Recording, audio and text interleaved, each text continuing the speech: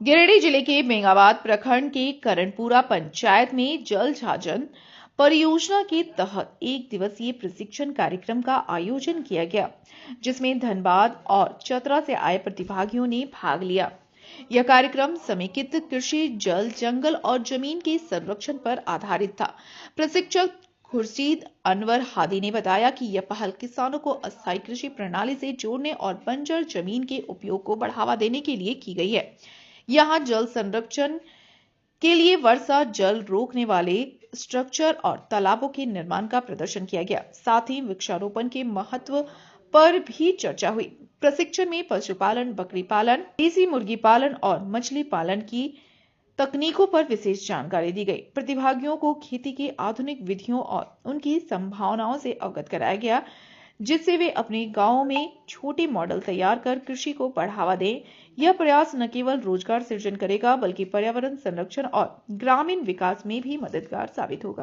बहुत ही अच्छा लगा। हम लोग जल छाजन विभाग से है। मेरा नाम भीमलाल साहब है और इस विभाग में मैं सोशल एक्सपर्ट के रूप में हूँ।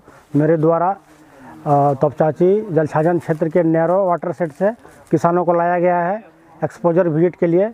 इन लोगों को पहले ट्रेनिंग दिया गया था और स्थल भ्रमण के लिए आज लाया गया है। यहाँ पर चीज़ें दिखाने के लिए कि किस तरह से खेती किया जाता है, ये सब देख के सीखे और अपने अपने गांव में जाकर खेती करें और अपना विकास। जल छाजन का मुख्य उद्देश्य क्या है?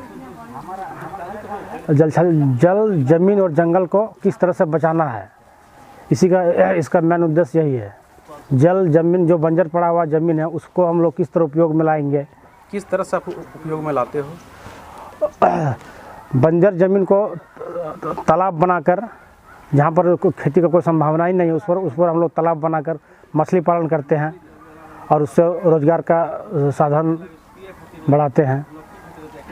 कुल कितने लोग आए हुए यहाँ पे विजिट में? हम लोग लगभग 50 के लगभग में है, 50। मेरा नाम खुर्शीद अनवर हादी हुआ और हम लोग अभी इस वक्त ग्राम आस्था ग्राम पंचायत करणपुरा प्रखंड मेंगाबाद ज़िला गिरिडीह में उपस्थित हैं। यहाँ पे चूँकि जल छाजन से संबंधित जो प्रतिभागी है वो धनबाद से चल के यहाँ तोपचाची से चल के यहाँ पे आए हुए हैं और जल छाजन से जुड़ी हुई गतिविधियों से वो लोग जुड़े हैं और उसको आगे बढ़ाने का प्रयास कर रहे हैं। निश्चित तौर पर यहाँ भी हम लोग जल छाजन से जुड़ा हुआ जो कंसेप्ट है उसको लेकर के यहाँ पे काम कर रहे हैं अपने स्तर से, यानी कि खेती बाड़ी को बढ़ाने के लिए और उसके खेती बाड़ी का जो सिस्टम है उसको समेकित करने के लिए जो प्रयास किया जाता है उसमें जल, जंगल, ज़मीन और जानवर, ये 5 तरह का कंपोनेंट आता है। तो सबसे पहला आता है कि वर्षा जल को हम रोकने के लिए हम क्या क्या गतिविधि अपना सकते हैं। तो यहाँ पर बारिश का जो पानी आता है उसको रोकने के लिए कुछ स्ट्रक्चर बनाया गया है, जिसको अभी यहाँ दिखाया गया है, जो डोभा के शक्ल में है। एक तो मनरेगा से भी डोभा यहाँ पे बनाया गया है और अपने से भी बनाया गया है, ताकि हम बारिश के जल को वहाँ रोकें। और एक बड़ा तालाब है जिसमें लास्ट में जाके सारा पानी यहाँ पे रुकता है। उसके अलावा जो वृक्षारोपण है, जो कृषि का एक बहुत बड़ा अंग होता है कि पेड़ पौधे हमारे पर्यावरण को भी दुरुस्त करते हैं और खेती बाड़ी के लिए एक उसके जो पत्ते होते हैं वो खाद का काम करते हैं और ऑक्सीजन तैयार करने के लिए पेड़ पौधों की आवश्यकता होती है, इसलिए पेड़ पौधे भी यहाँ लगाने का प्रयास किया गया है। दूसरा चीज़ है जो कृषि के काम को समेकित करने के लिए जो भी गतिविधियां होती हैं, जैसे पशुपालन में जो देसी ब्रीड है गायों का, उसका पालन यहाँ पे हम लोग कर रहे हैं, उसको दिखाया गया। फिर बकरी पालन, जो ब्लैक बंगाल की बकरी है उस नस्ल की बकरियों को यहाँ पर हम लोग रखे हैं और उसका ब्रीड को डेवलप करने का कोशिश कर रहे हैं। ये 2 चीज़ हो गया।